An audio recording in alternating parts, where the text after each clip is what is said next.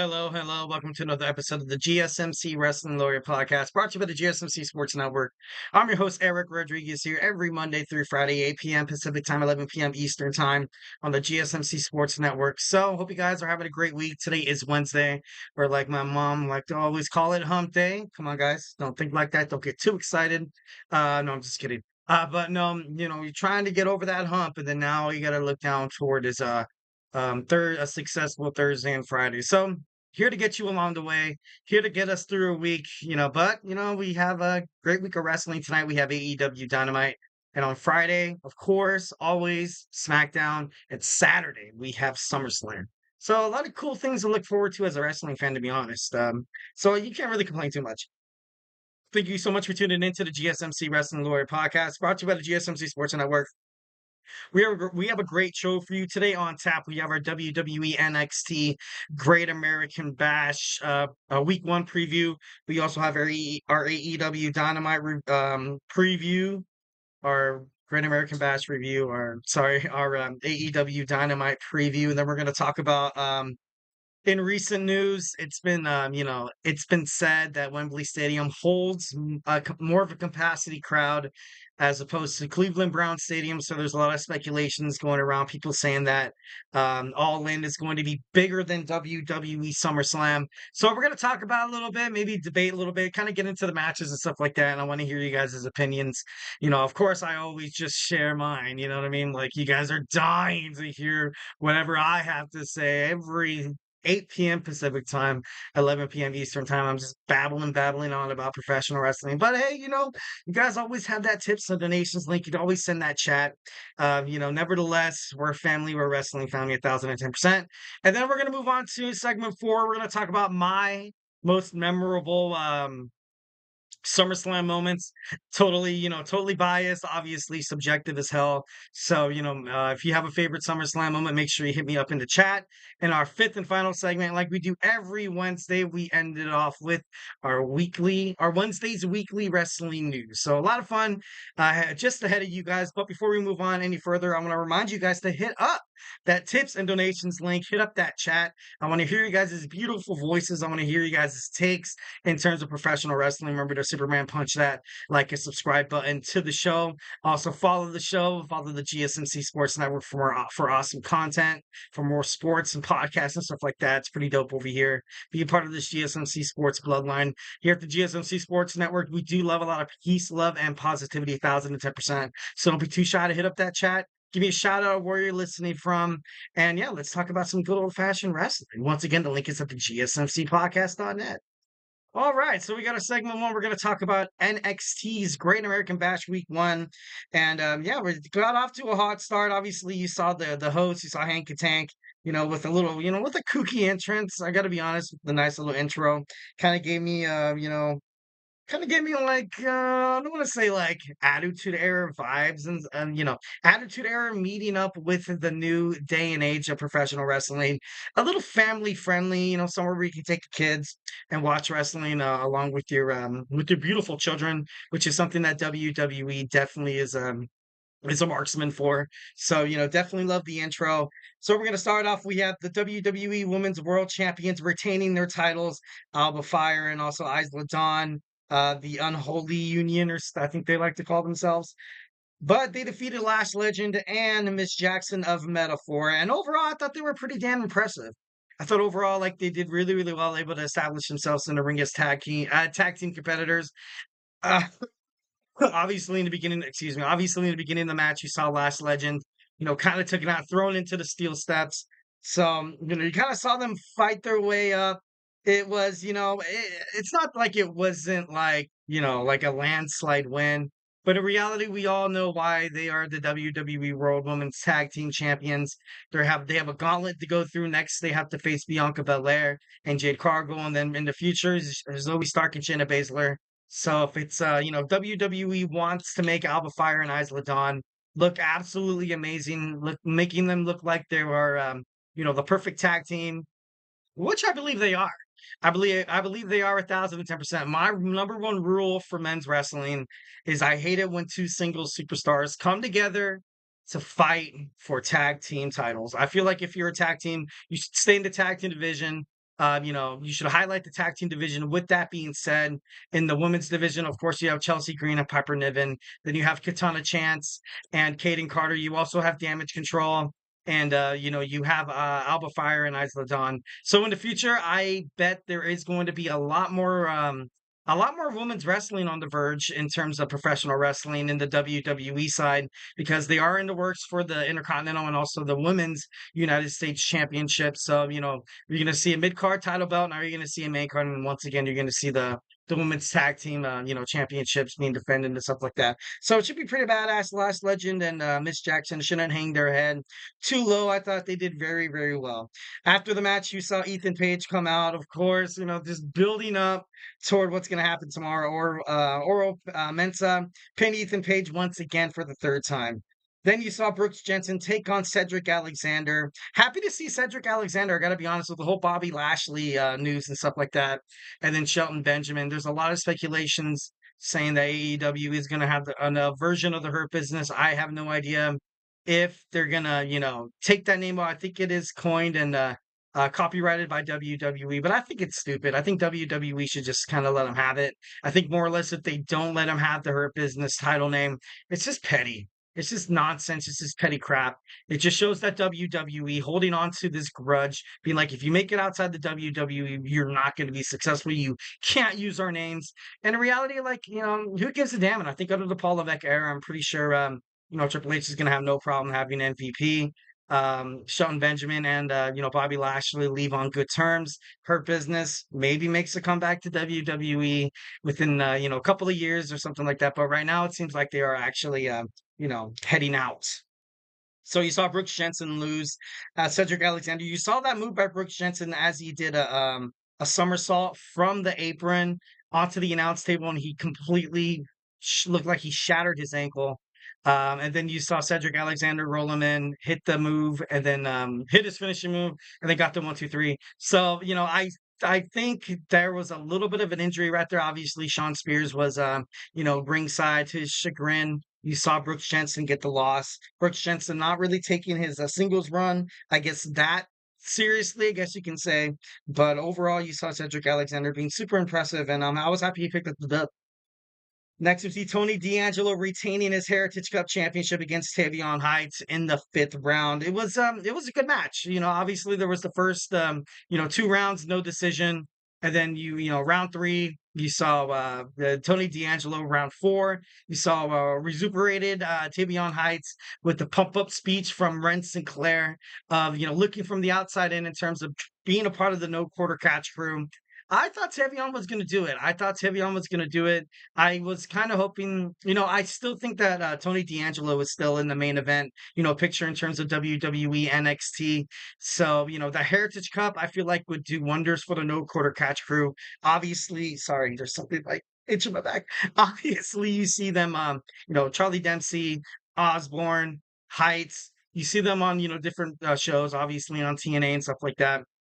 Just kind of having something like that, like the Heritage Cup that you can defend from promotion to promotion, I think it'd be pretty cool. Honestly, like if you see the Don in TNA, he would look so out of place. But that's in my opinion. I think watching the D'Angelo family walk out of NXT to defend their Heritage Cup championship at Impact Wrestling, it would just, I don't know, it just doesn't really look like it fits. But Charlie Dempsey, Tavion Heights, Osborne, it would be amazing. So, definitely think that's going to happen in the future sometime, some way.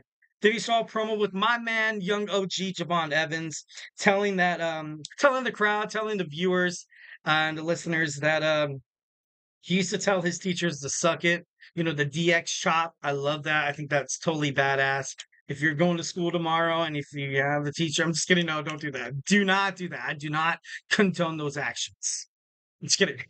No, but no, I thought it was kind of cool. Just spoken from a true wrestling fan. Talked about how when his parents got divorced, it was a really, really hard time. So when in doubt, what's the best thing to do is try to find something to distract you from all the depression and stuff like that. Because it's not easy.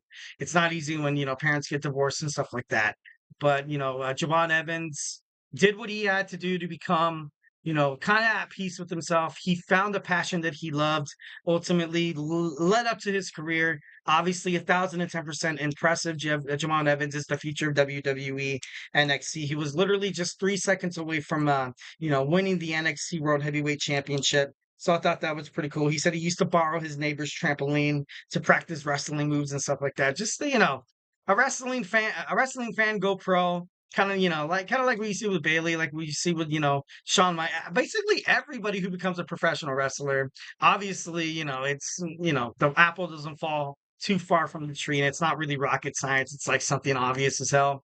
If you become a fan of something, obviously you want to mimic, you want to emulate what you see on the television and stuff like that. So, and he was like, you know what? Sometimes I feel like I'd be, Jeff Hardy with my friends, wrestling and in the schoolyard and stuff like that. So definitely love that.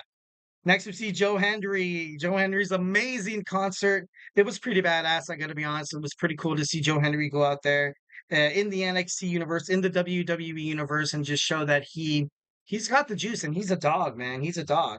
Obviously, he was attacked by Gallus, and Gallus does, Joe Coffey, he does not want Joe Hendry in the WWE NXT. Still a little animosity between the Irish or Scotsmen. So Gallus is set to take on Joe Coffey of Gallus is set to take on Joe Hendry next week 2 of NXT Great American Bash.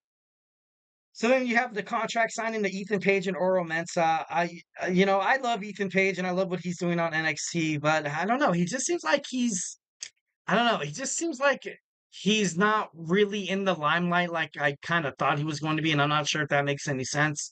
But if you take the title away from someone as big, someone as enthusiastic and charismatic and loved like Trick Williams, I think you got to go out there and you got to be more of a champion. I feel like that's the reason why I felt like I couldn't put him on my top 10 power rankings yesterday.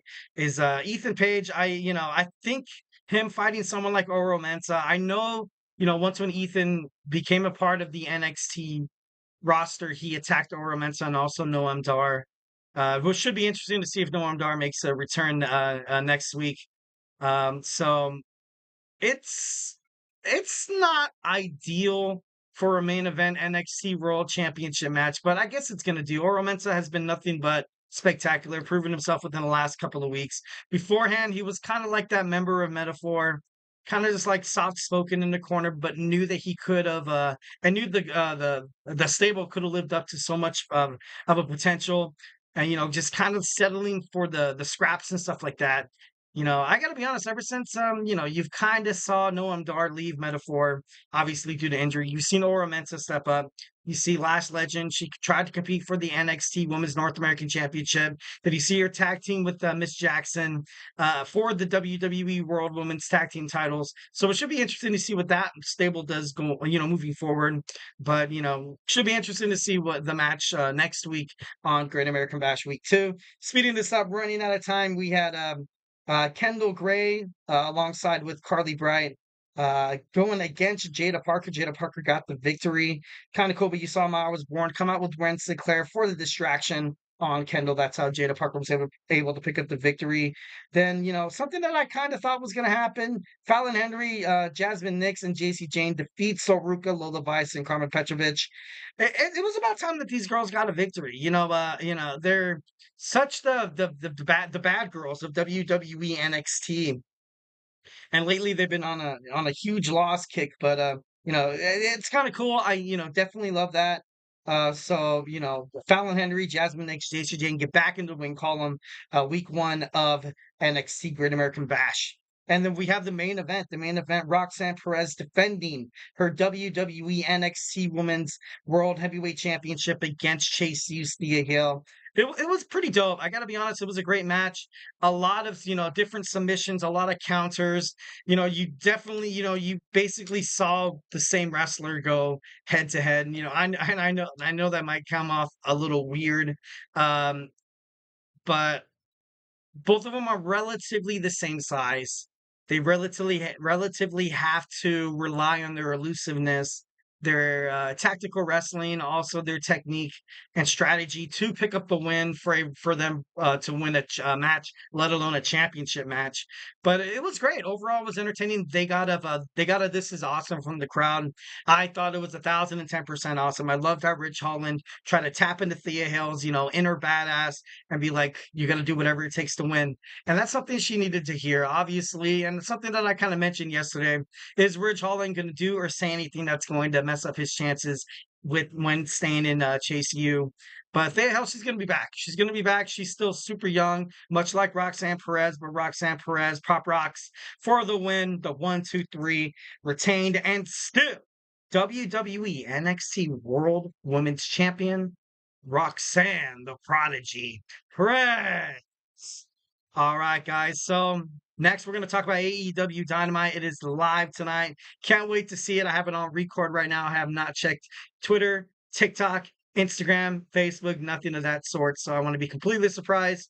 So yeah, let's talk about some AEW Dynamite when we come back. I feel like I'm losing my mind. Is everybody in the world blind? Please, Lord, give me a sign, a sign. I feel like I'm losing my mind. Is everybody in the world blind? Please, Lord, give me a sign, a sign. I wanna be the greatest. Everybody on the fake shit. I look around and feel like everybody is the fakest. I make this every day and I'm impatient, hoping one day I blow up from the basement. Statement, the top is so vacant. I don't hear shit that I think is amazing. Waiting for my day when I'm playing sold out shows for 1,000 faces. Hey, give me that crown, get in my way and to be put down. It ain't your place, all this my town. If I want that shit, then I'll get it right now. I'm losing it, the noose it fits, I'm losing shit. A stupid myth, you choose to live or choose to dip. You choose to fight or lose your grip and lose a gift. I feel like I'm losing my mind. Is everybody in the world blind? Please, Lord, give me a sign, a sign. I feel like I'm losing my mind. Is everybody in the world blind? All right. Welcome back to the GSMC Wrestling Laureate podcast, brought to you by the GSMC Sports Network. I'm your host, Eric Rodriguez, here every Monday through Friday, 8 p.m. Pacific time, 11 p.m. Eastern time, always on the GSMC Sports Network. You can hear all the hottest topics in terms of professional wrestling, all the action inside and outside the ring, superstar rumors, injuries, contract updates, and, whatever sort or whatever you want to hear about professional wrestling, we talk about here. Professional wrestling news as well. So we're just kind of reiterate what we talked about. We recently got done talking about our WWE NXT Great American Bash Week 1 review. Now we're going to jump on to our AEW Dynamite preview. Dynamite actually got some pretty good numbers for Blood and Guts. Obviously, a lot of excitement heading toward AEW All In at Wembley Stadium, especially, too cool, not coincidental, but you recently saw MJF make his way back onto the AEW roster, as well as the Hangman Adam Page. So a lot of cool stuff. Then you saw Darby Allin once again come back. So yeah, but before we get into any of that, I want to remind you guys to use the tips and donations link at the gsmcpodcast.net. Shoot me your comments, questions, or concerns. Tell me what you like. Tell me what you don't like. We get a number of questions, a lot of questions from viewers like you that come in during the show. So to ensure that your question gets read on air in front of millions of people and millions, I want to remind you guys to use this link. Obviously, and anything's greatly appreciated. More or less, I just care about your guys' opinions. Just want to hear what you guys have to say. This show is a hell of a lot better with a lot of audience engagement, 1,010%. So don't be too shy. Give me a shout out where you're listening from. Give me your projected storylines, your projected title wins, what you want to see at SummerSlam, what you want to see at AEW's All In, what you want to see tonight on Dynamite, maybe someone that you want to see return to the WWE. So make sure you Superman punch that like and subscribe button to the show. Remember, here at the GSMC Sports Network, we do love a lot of peace, love, and positivity. So make sure you hit up that tips and donations link at the GSMC podcast.net. All right, so it's Wednesday. You know what that means. AEW Dynamite is live in Greensboro, South Carolina. Obviously, still heading toward AEW's All In London 2024 on August 25th. Quite, you still got a solid month, still got a solid 3-4 weeks of AEW wrestling, so a lot could happen until then. So Wembley Stadium, it's waiting, it's hot, it's on the market. So yeah, let's talk about some AEW Dynamite. First, we're gonna start off with the CMLL World Women's Championship Eliminator match. Tonight we have Willow of Nightingale going up against Chris Statlander. And for this match, you know what? I feel like, of course, after you saw what happened at Double or Nothing, you saw Willow of Nightingale lose her AEW TBS Championship to Mercedes Moné. I want to see these girls go at it. I want to see these girls go at it maybe in like a no rules hardcore match. Obviously, both of these women have a lot of animosity toward each other, a lot of hate, just a lot of grind, just I think it's going to be, obviously with that freaking dope Stokely, that guy. God, I hate that guy. But he makes an injury interesting. I think 1,010%. So I want to see these girls go at it. I see Chris Statlander maybe with the help of Stokely win this match tonight, and we're gonna get it at AEW All In the title match. So 1,010%. I think that Willow Nightingale, although how much I do love her, although how much I think she's such like she's such the boss, man. She's the women's champion. She is the women's champion of AEW, like without a doubt. So, definitely think that's going to be awesome. Definitely think that's something that AEW should probably consider. Chris Statlander taking on Willow of Nightingale for the CMLL World Women's Championship at AEW All in Wembley Stadium would be gold. Next, we have the aerial assassin Will Ospreay. Ospreay, taking on the Murderhawk monster Lance Archer. Lance Archer was recently seen absolutely causing demolition inside the arena at an AEW showing, but I gotta be honest, like I know he's technically, buddy with the Dark Order and stuff like that. Will Ospreay rely on maybe some of his Don Callis family to help him out? And when he relies on them, maybe they turn their back on him like Kyle Fletcher does or so. Maybe you see Trent Beretta come out and absolutely kill it.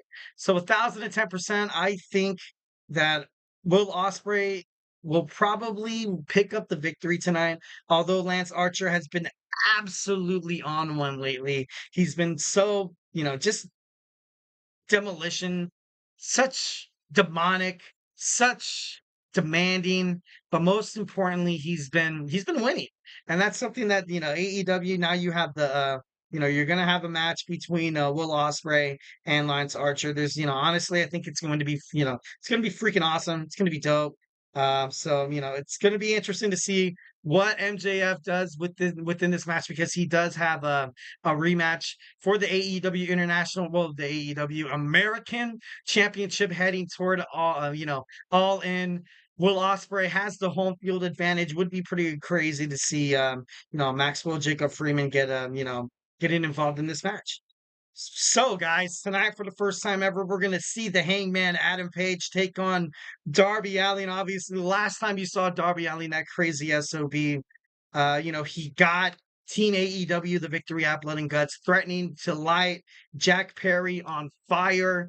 Jack Perry, even himself, he was like, you know what, I don't care, just do it, I don't quit. But then you had to see Matthew Jackson kind of step in, and he was like, no, man, we can't do this. You have a title shot for the TNT Championship at All In, and then you also got the victory at Blood and Guts. So to be honest, I feel like one of the biggest superstars right now who has a pretty bright future ahead of himself, despite the fact that every single match he goes into, he seems like he's always getting his ass kicked.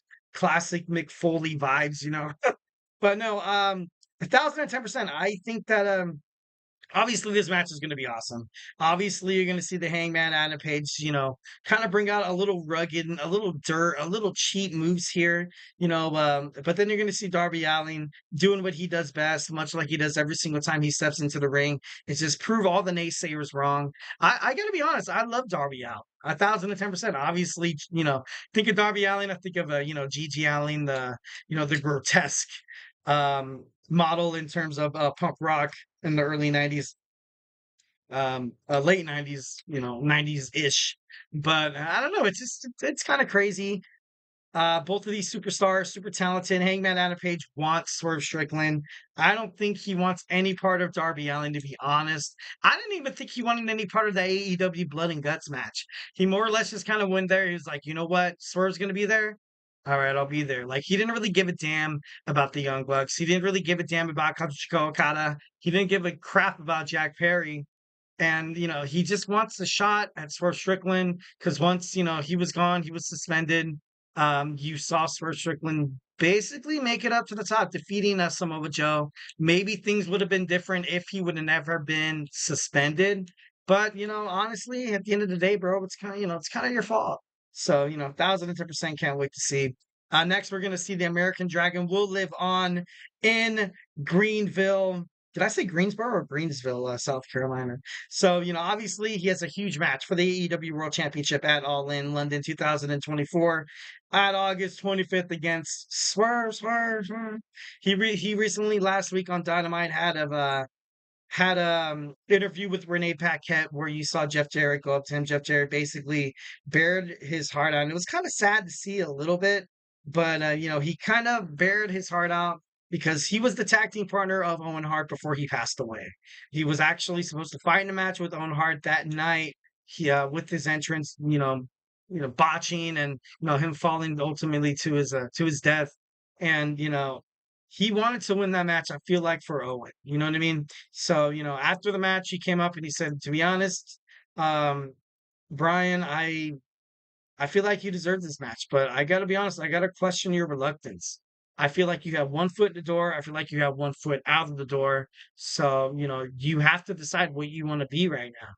And it's not just a play on words in terms of Daniel Bryan's neck injury, because that is a big deal. That's something that you cannot just be like, oh, cool, I'm gonna go out and wrestle. You know what I mean? Yeah.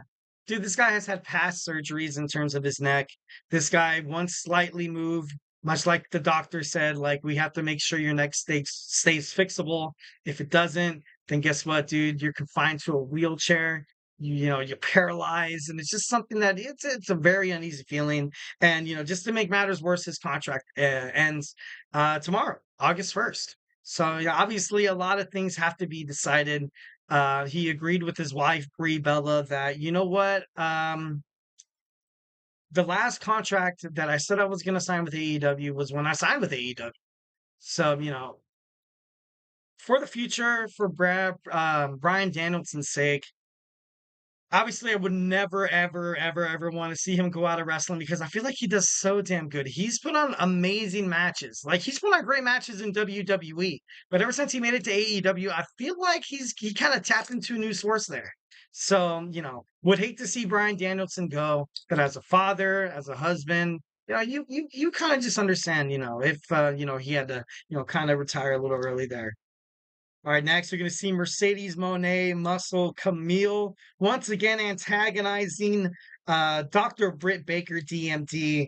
This match is getting hot. This match is getting crazy. Mercedes Moné, she's the CEO, but she's not going to be the CEO tonight. I give you that 1,010%. Tonight you're going to see Dr. Britt Baker hopefully get her revenge against Camille. Camille came out absolutely like she was like, you don't want to mess with that girl. She laid waste to the former AEW World Women's Champion last week on Dynamite. But of course, then you saw Mercedes Moné all happy, flashing her title and stuff like that. God, I hope she loses it. I'm just kidding. No, never wishing, anybody to lose in terms of that. Gotta gotta stay relatively unbiased, objective.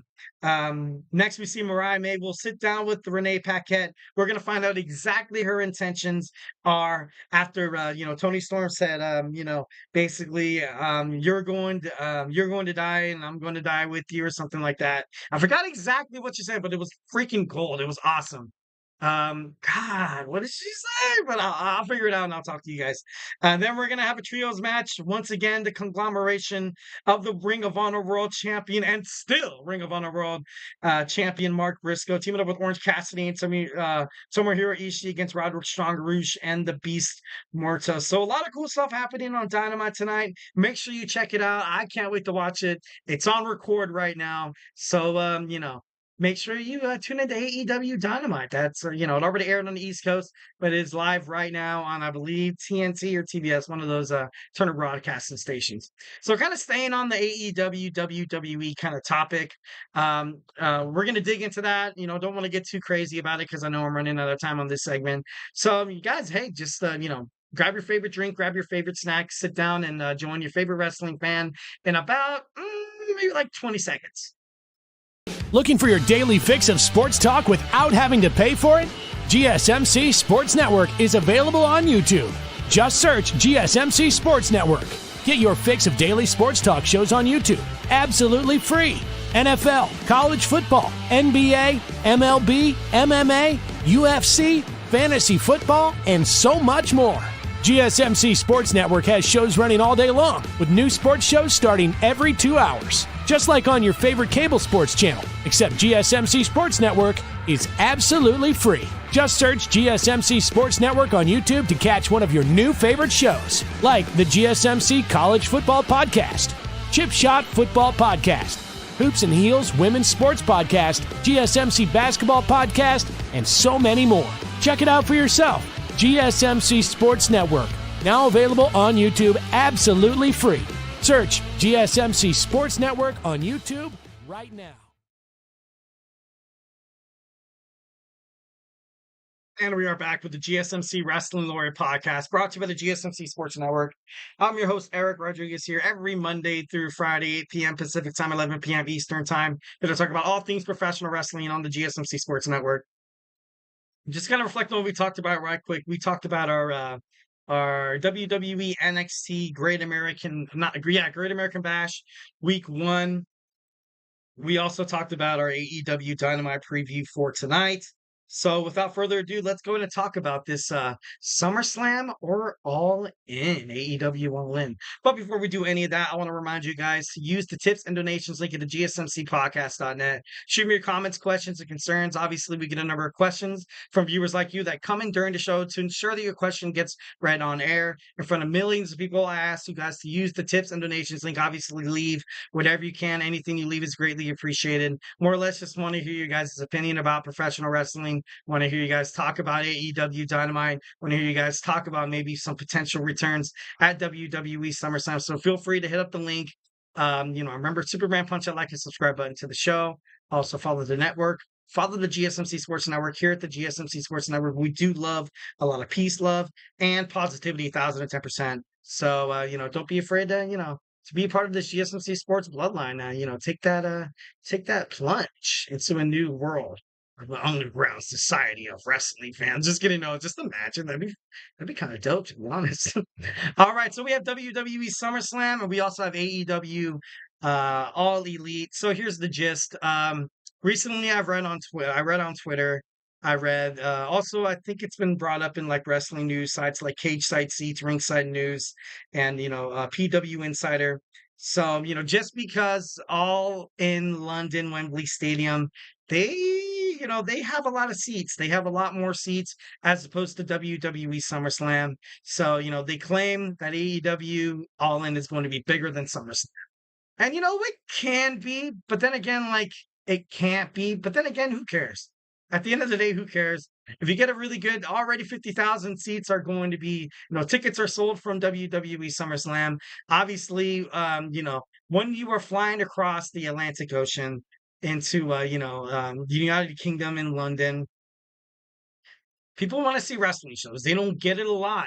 So, and I'm not trying to compensate to be like, oh, AEW should be, not be taken so, so seriously because they got a bunch of, Englishmen from London to be like, oh, cool, we have wrestling, you know what I mean? So, might as well go to one thing better than nothing, you know what I mean? No, 1,010%. I like AEW. I think 1,010% that he's going to be great. I feel like the product's going to be amazing. Both of the SummerSlam and also AEW is going to be fantastic.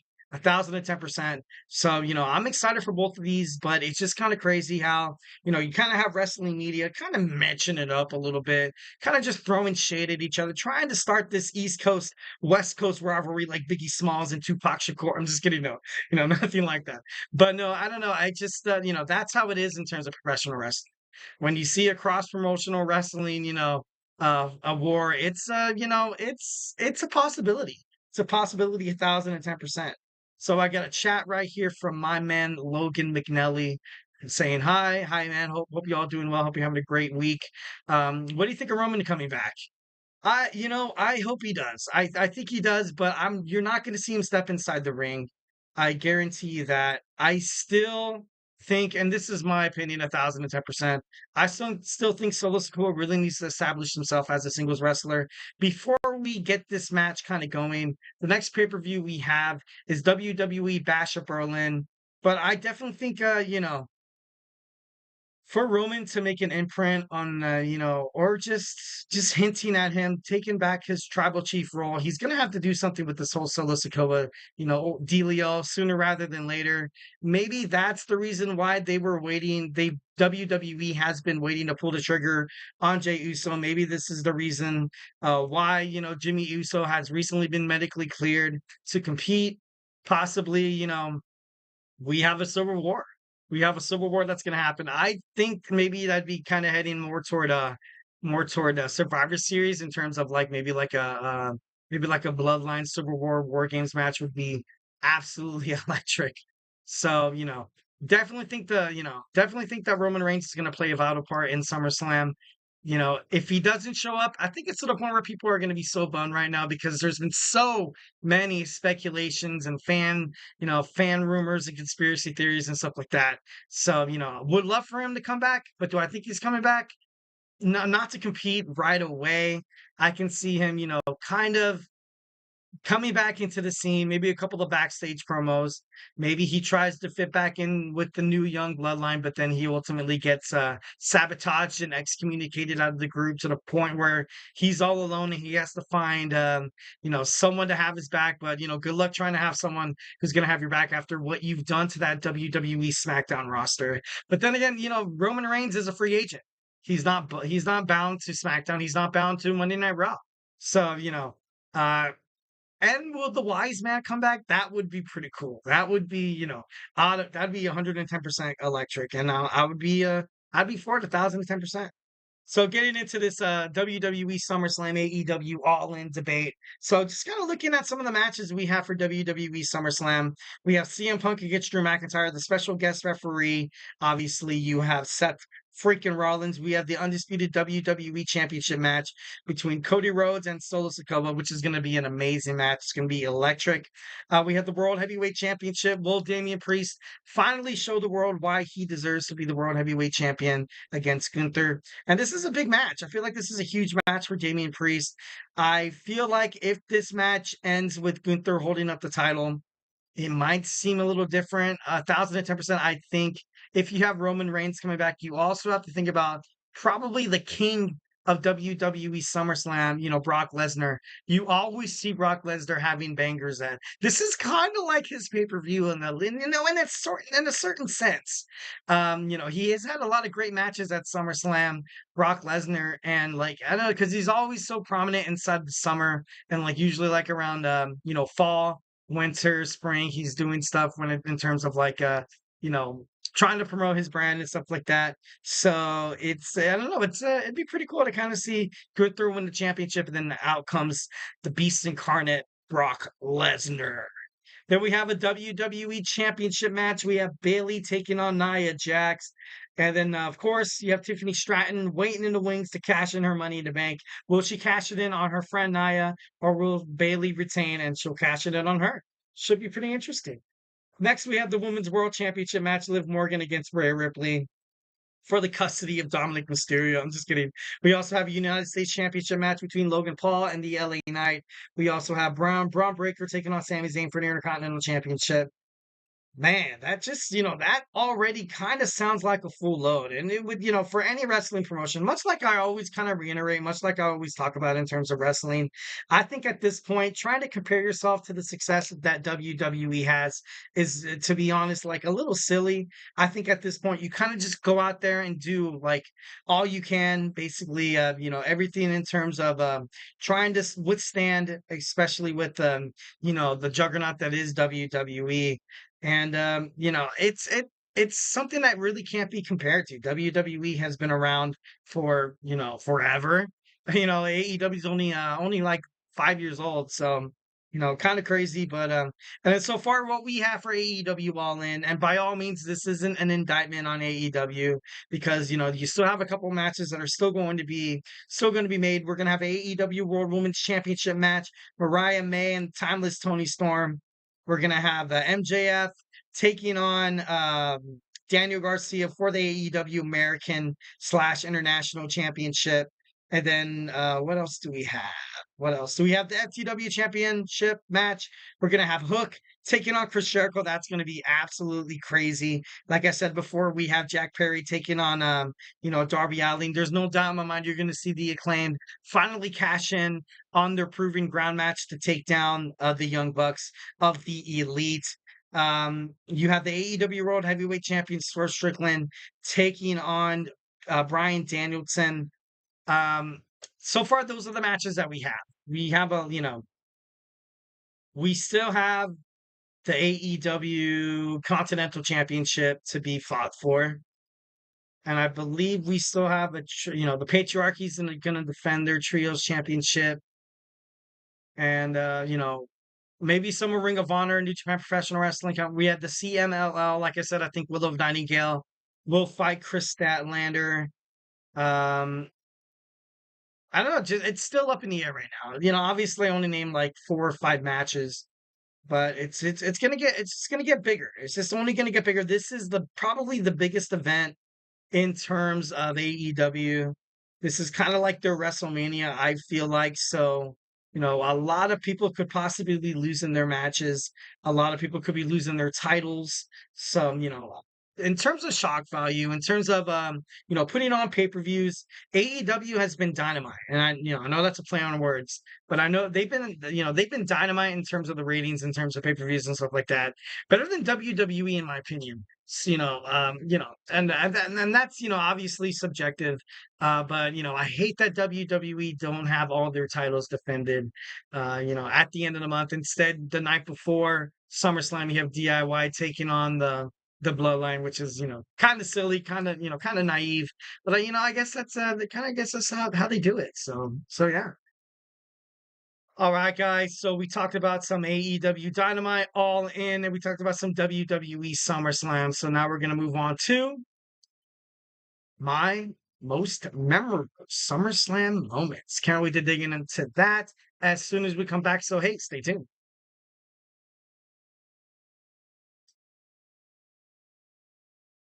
For the best and latest podcasts available anywhere, go to the podcast app on your cell phone and type in GSMC to access free content-rich podcasts on health and wellness, book reviews, sports, entertainment, relationships, social media, movies, technology, finance, and even weird news. Subscribe and download the GSMC Podcast Network's family of shows, available everywhere podcasts are found.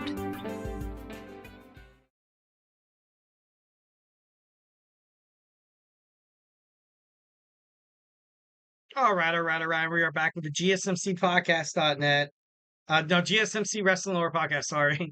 Brought to you by the GSMC Sports Network. Just kind of reflecting on what we talked about. We got our WWE NXT Great American Bash review. We talked about our AEW Dynamite preview.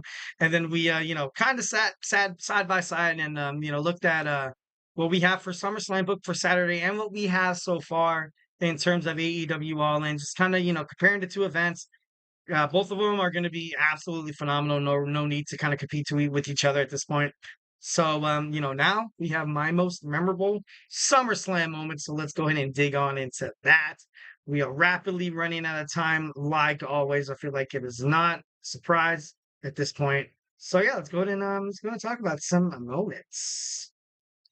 All right, first we're going to talk about 2003, the SummerSlam. It was a great SummerSlam, but overall, excuse me, I feel like it was kind of taken over by the match between Kurt Angle and Brock Lesnar. Although they weren't the main event, they were fighting for the WWE Championship that night. You also saw The Undertaker defeat the A-Train with Sable. You also saw Shane McMahon defeat Eric Bischoff in a Falls Count Anywhere match. You saw Eddie Guerrero, the champion, the WWE United States champion, defeat Chris Benoit, Rhino, and Tajiri. And you saw Kane defeat Rob Van Dam in a no-holds-barred match. You also saw Triple H with Ric Flair defeat Goldberg, Chris Jericho, Shawn Michaels, Randy Orton, and Kevin Nash in the first ever Elimination Chamber match for the World Heavyweight Championship. I think it's for the first ever elimination. It was pretty historic night. It was pretty crazy. Loved seeing The Undertaker. Loved seeing, especially when he defeated someone like A-Train. So I thought that was pretty badass.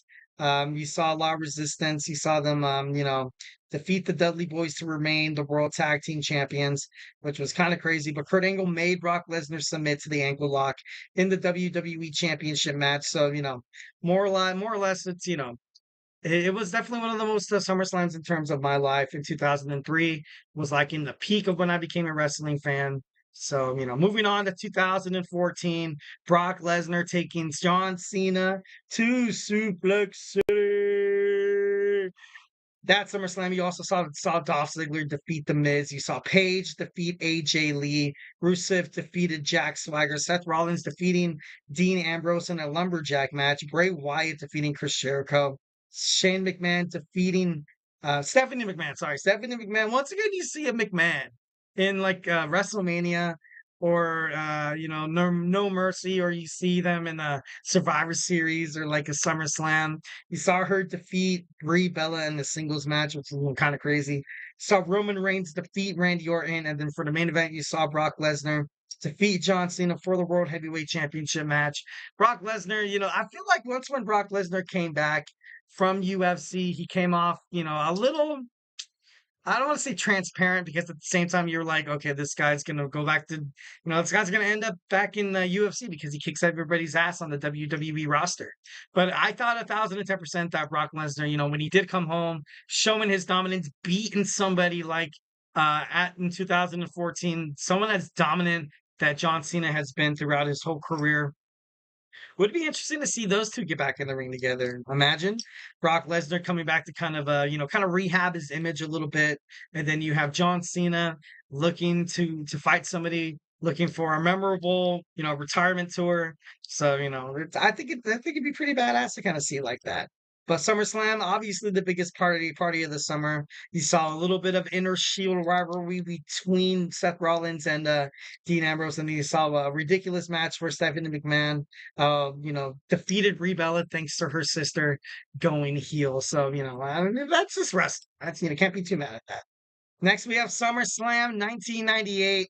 One of the best SummerSlams of the Attitude Era. You saw D'Lo Brown defeat Val Venus via disqualification. You saw the Oddities defeat Kentai and Yamaguchi-san in a handicap match. You saw X-Pac with Howard Finkel defeat Jeff Hardy with a hair versus hair match.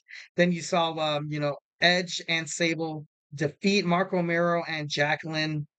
And then you also saw, hold on, my phone's acting with my notes. You saw Ken Shamrock defeat Owen Hart, kind of in the Lions Den match. I kind of want to check this thing back up. You saw the New Age Outlaws, burn out, you didn't know, defeat Mankind in a Falls Count Anywhere match for the WWE Tag Team Championships. But, just Mankind, that's crazy. You saw Triple H with China defeat The Rock and Mark Henry in a ladder match for the WWE Intercontinental Championship match. And then you saw Stone Cold Steve Austin defeat The Undertaker in a WWE championship match. Well, of course, back then it was like the WWF, but we're not gonna say that. But no, it was a great. I remember renting this video at this little dive video store we used to have. We used to have like Superstar Video, Hollywood Video. What was the other one? Blockbuster as well. And I remember I don't know why, but I just love this pay per view. It was pretty dope. I definitely got to rewatch it. 1,010%. One of my favorites. All right, now we're moving on with more Undertaker back in 2015, back to the Staples Center. Kind of crazy, but we saw matches like Sheamus defeat Randy Orton. We saw the New Day defeat the Primetime Players, Los Matadors, and the Lucha Dragons. Fatal four-way tag team match for the WWE Tag Team Championships.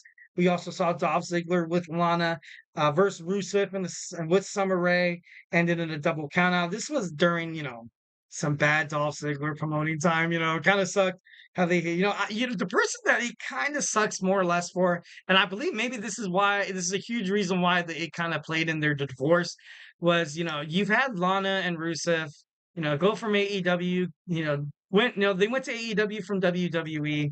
Lana, she had that storyline with Dolph Ziggler, when Dolph Ziggler was like her man.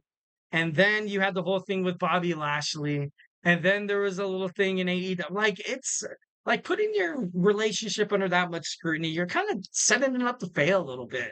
So, 1,010, obviously Lana right now, she's divorced. No, I'm just kidding. So she's single. No, I'm just kidding. But she's a free agent right now. A lot of people say that she's probably going to make a comeback. Another superstar that's floating around the comeback talks in terms of WWE SummerSlam. Helping out her best friend, her real life best friend in Liv Morgan to defeat Rhea Ripley. Would be interesting to kind of see that storyline moving forward. But I don't know, it could be crazy. Then he saw Neville and Stephen Amell defeat King Barrett and Stardust. Ryback defeated The Big Show and The Miz in a triple threat match for the WWE Intercontinental Championship match.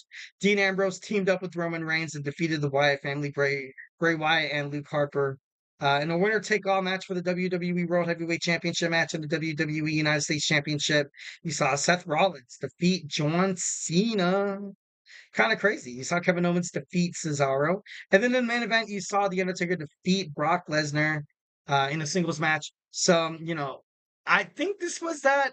I don't know if any of you guys, dabbled in like memes or anything like that. But I remember seeing this meme where, The Undertaker sits up and Brock Lesnar sits up and laughs at him. And then The Undertaker goes like, it's just like, it was funny as hell. 1,010% funny as hell. All right, moving on. We are in 2022 with Country Brock Lesnar. Oh, so you saw Bayley come back with, Damage Control. So this, kind of bouncing back from her match with Becky Lynch from the last time they fought each other in SummerSlam 2021. You saw Bianca Belair successfully retain her championship against Becky Lynch.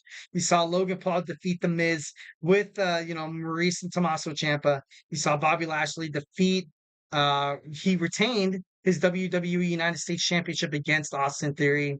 And then you saw the Mysterios, Rey and Dominic defeat the Judgment Day, Finn Balor and Damian Priest with Rhea Ripley. Pat McAfee defeated Happy Corbin. The Usos, Jay and Jimmy defeated the Street Profits for their undisputed championships. Also, you saw Liv Morgan retain against Ronda Rousey, which was kind of, I remember watching that match. It was a little bonk. Saw Roman Reigns defeat and retain his undisputed WWE Universal Championship in a last man standing match against Brock Lesnar, where Brock Lesnar lifted up the damn ring with a freaking fork. No, I think it was a tractor.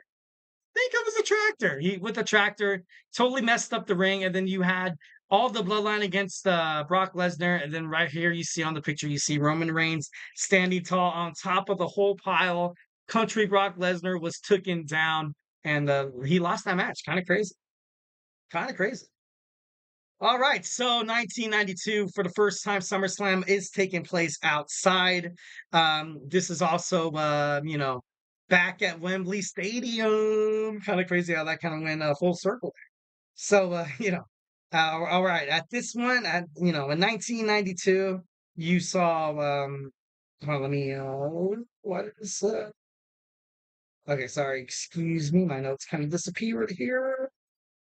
All right, so you saw matches like the Legion of Doom, Hawk and Animal with Paul Ellery, Defeat Money Inc., Ted DiBiase, and IRS with Jimmy Hart. You saw Nails defeat Virgil. You saw Rick Martel taking on Shawn Michaels with Sensational Sherry, which ended up in a double countout. The Natural Disasters, Earthquake, and Typhoon defeated the Beverly Brothers for the WWE Tag Team Championships. You saw Crush defeat the Repo Man.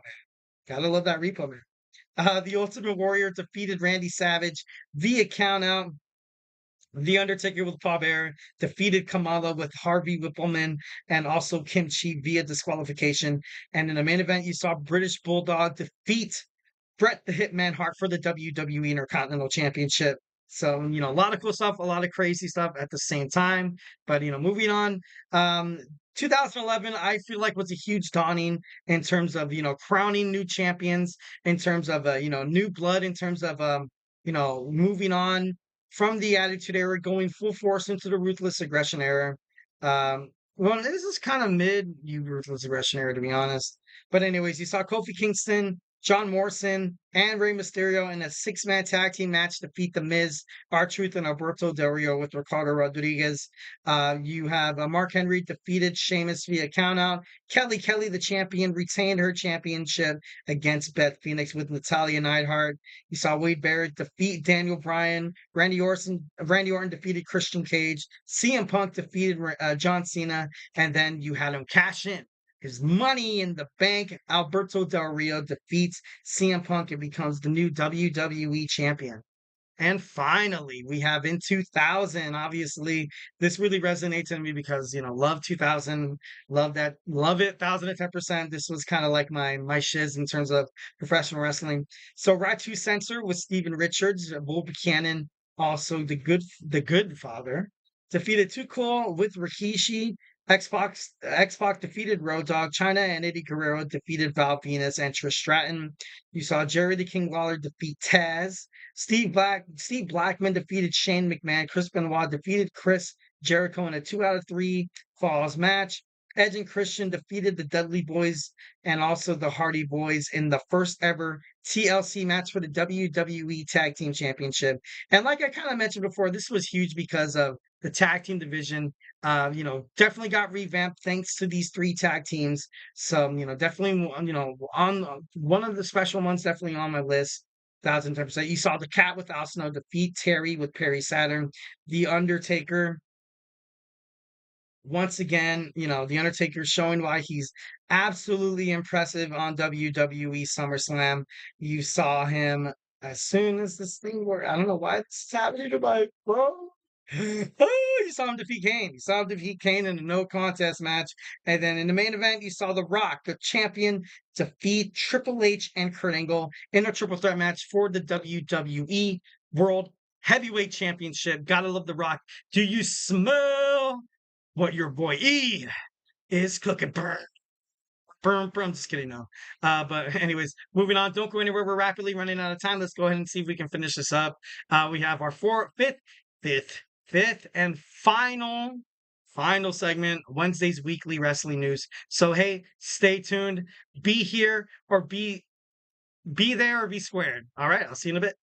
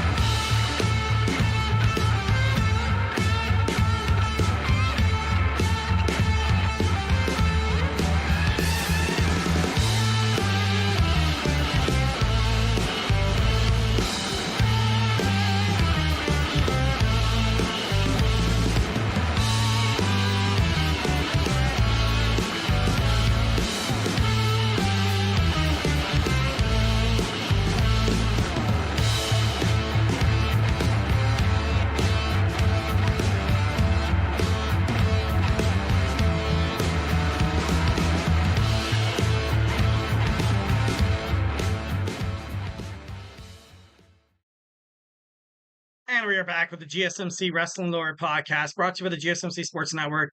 Just kind of reflect on what we talked about right quick. We talked about our WWE NXT Great American Bash Week 1 review. We talked about our AEW Dynamite preview. We compared AEW All In and also WWE SummerSlam. We also checked back on one of the most, a couple of, memorable SummerSlam moments in my lifetime. Obviously, if you guys have one to share in the chat, make sure you hit it up. So without further ado, let's talk about our fifth and final segment. Our Wednesday's weekly, sorry, a lot of alliteration there. Our Wednesday's weekly wrestling news. Oh God, I just love how it just fell on live TV. It's so great.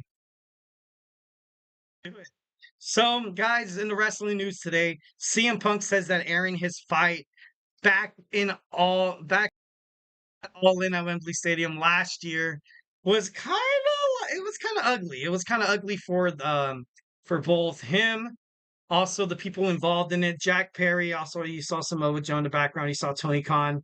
You saw the guys go at it, and 1,010%. I thought it was stupid. And I remember, recently, when I've always kind of been a fan of AEW, but like when I really honestly started watching it, I remember when the Young Bucks were creating this faction of the Elite. They just wanted to do everything they can to make AEW not about CM Punk anymore. And I think this was 1,010% the reason why they did it. And I just thought it looked bad. It looked bad. And they tried to make it look bad for CM Punk. They tried so damn hard. But I think fans at the same time, they kind of already know what kind of guy Punk is, So in reality, you kind of made AEW look bad. You made the Young Bucks look bad. And like you made this newly found, elite faction kind of look bad. But more or less, you've kind of got people to hate your confidant there, the TNT, AEW TNT champion there, Jack Perry. I know as soon as I found out that, the reason why CM Punk did leave AEW was because of Jack Perry.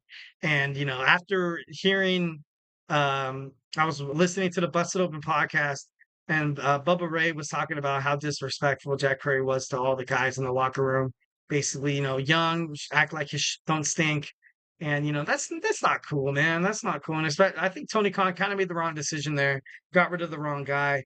But, CM Punk, ever since he made it back, this guy's a walking human highlight reel. And I'm not just talking about inside the ring. I'm talking about, like, this guy can carry a show just based on his own, like, actions. Like, it's crazy. Like, when you're watching Monday Night Raw, it facilitates around a lot of what CM Punk is doing. 1,010%. And he and himself could be a main event. He and himself could bring somebody over. Like, it's just, I don't know. It's just nuts. And, I kind of feel like they aired the footage to kind of rub it in CM Punk's face because at the time this happened, back in 2023, I believe September 2023, when he got released, I think. Like, you see him coming back. Obviously, there's still a lot of baggage between him and what happened with WWE and the pipe bomb.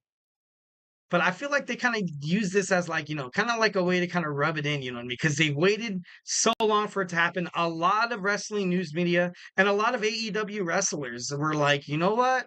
I don't think this is such a good idea. I don't think this is, and of course, like they weren't able to call him by name, but everybody knew, who CM Punk is. They know what he looked like, and they're like, okay, and they're doing this to kind of. I feel like they're doing this to try to spite CM Punk.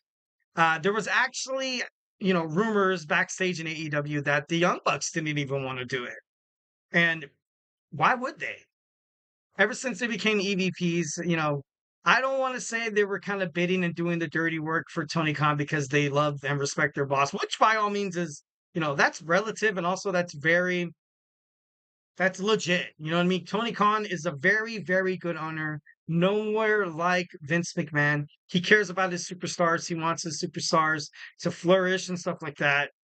And, definitely all power to him. 1,010%. One thing, if you guys leave this podcast, one thing, you guys should know that I 1,010% respect Tony Khan as an owner.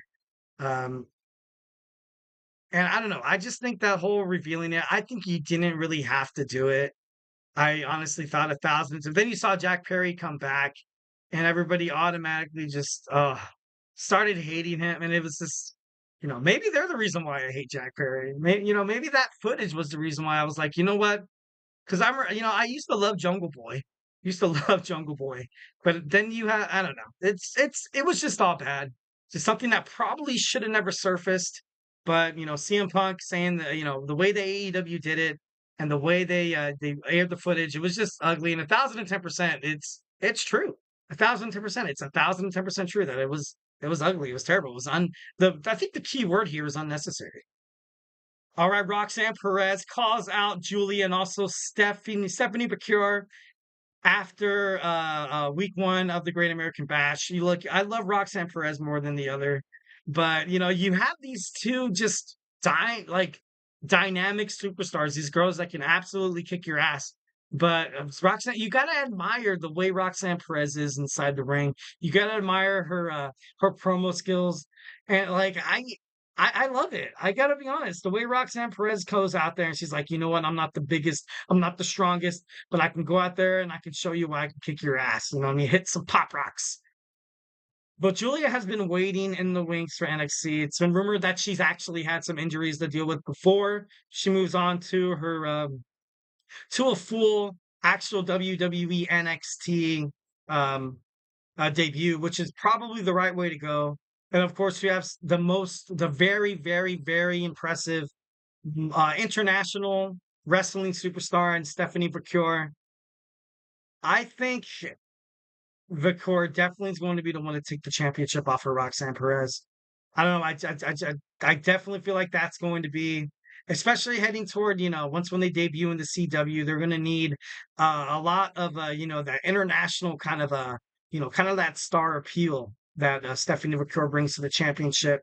But Julia is someone as well that should not be taken lightly. She can definitely hold the championship, up to high standards and keep it prestigious. So 1,010%, it's I think Roxanne Perez is kind of tagging the tail on the snake that's going to come back and bite you back.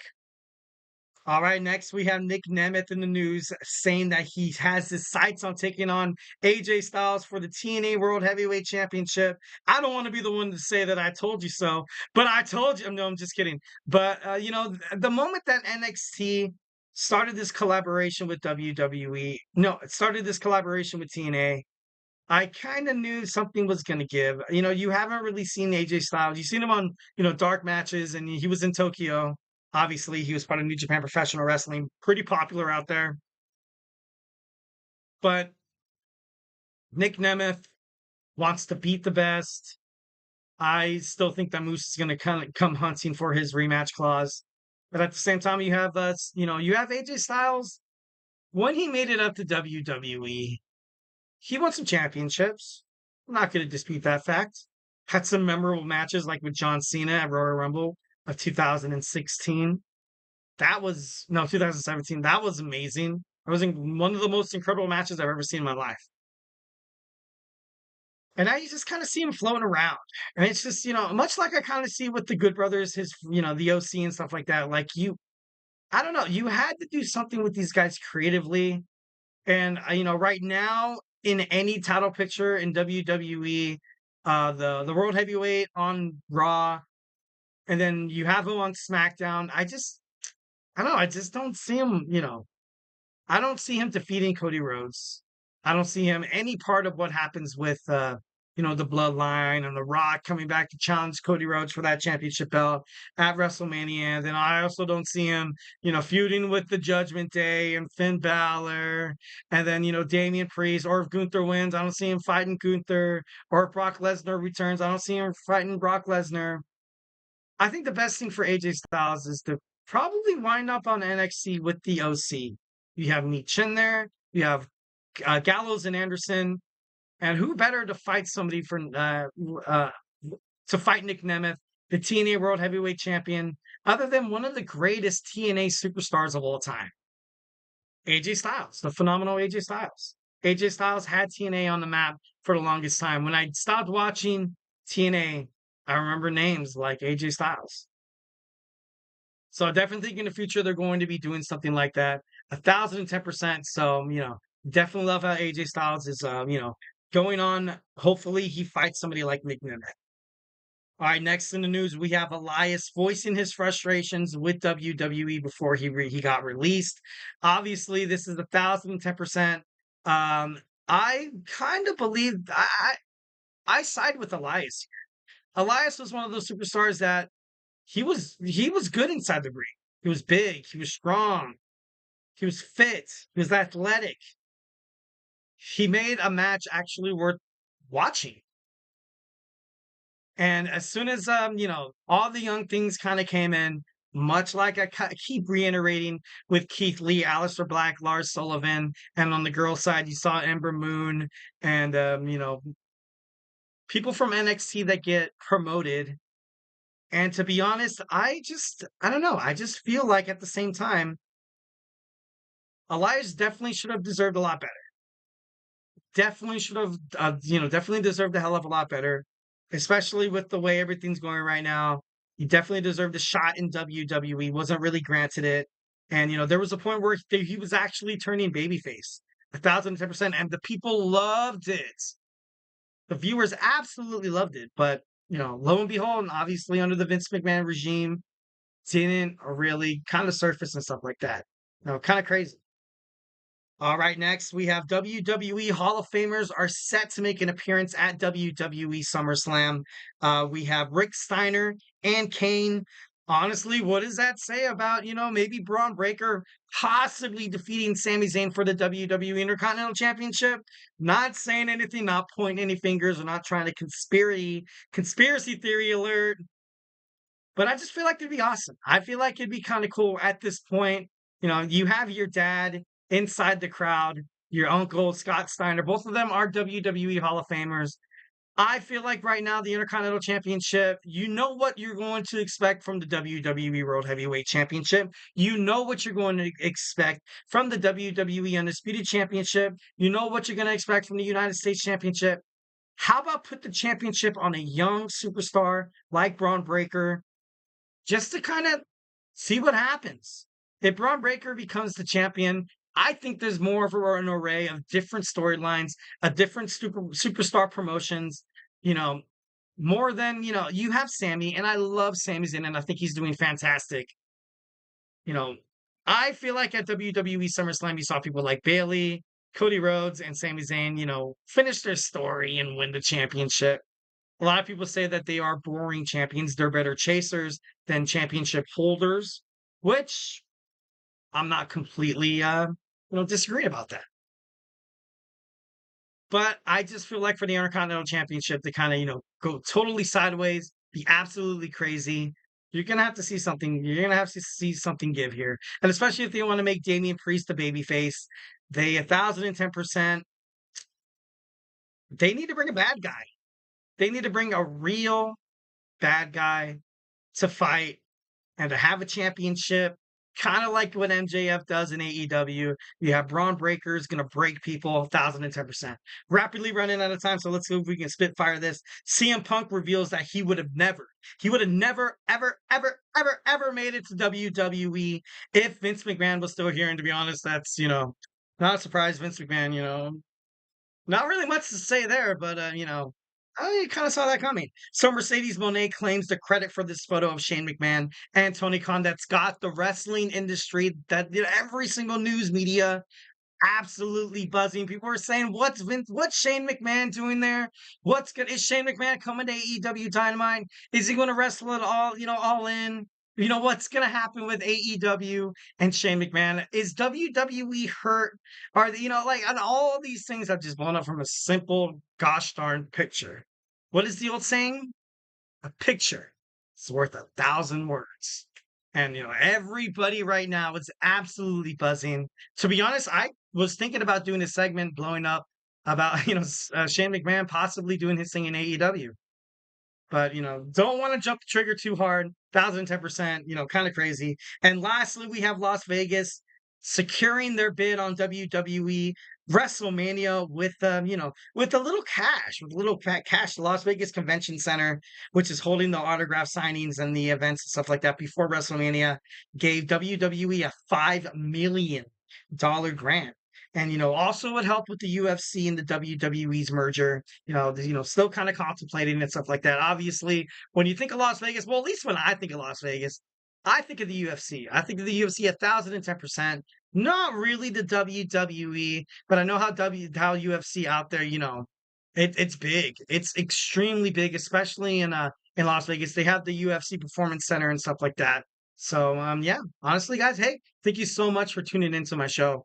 1,010%. Hope you all are doing well. Hope you guys are having a great, safe night. Thank you for tuning in to the GSMC Wrestling Laureate podcast, brought to you by the GSMC Sports Network. Remember to Superman punch that like and subscribe button to the show. Also, remember to leave a positive chat here at the GSMC Sports Network. We do love a lot of peace, love, and positivity. 1,010%. Remember to follow us on Twitter /X, Instagram, TikTok, and Facebook for more content and updates. And like I always say, if I haven't made you a wrestling fan by now, we have a bunch of other podcasts. We have my boy Emran's podcast, soccer podcast, started in just 6 minutes. So make sure you stay tuned for that. We also have college football right around the corner with my boy Tommy, the GSMC college football podcast. We also have football right around the corner. The NFL starts tomorrow. The Hall of Fame game. It's going to be awesome. It's going to be dope. It's going to be great to see some NFL football. We have the Chip Shop football podcast with my boy Manny. We also have the GSMC football podcast with Kenneth. We have GSMC basketball podcast with my boy Nelson, the GSMC baseball podcast with my boy Sam. Also, in terms of all these sports happening right now, and if you're a fantasy sports goer like I am, if you want to know who to draft during the season, if you want to know your stardoms, your situms, your flex, who you should have as your flex, 1,010% pay attention to the GSMC Fantasy Sports Podcast with my boy Chris Shepard, 1,010%. We also have sports, media, and entertainment. We have the Andrew Tate Podcast. Make sure you stay tuned and make sure you watch that. We also have TJ and Jeremy on sports in terms of, just everything in terms of sports. So make sure you guys check out their podcast, 1,010%. I give you my guarantee, 1,010% or your money back. And I'm just kidding. It's free. The GSMC Sports Network, subscribing to that. It's 1,010% free. So what are you guys waiting for? So, all right. Be part of this GSMC Sports Bloodline.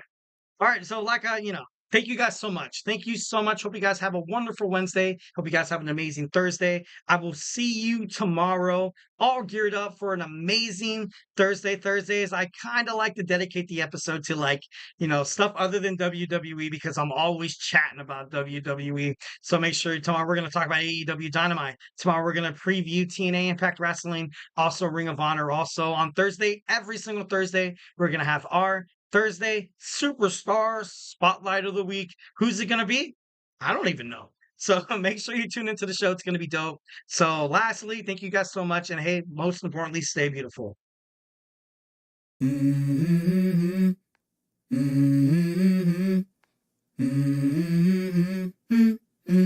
Let's go.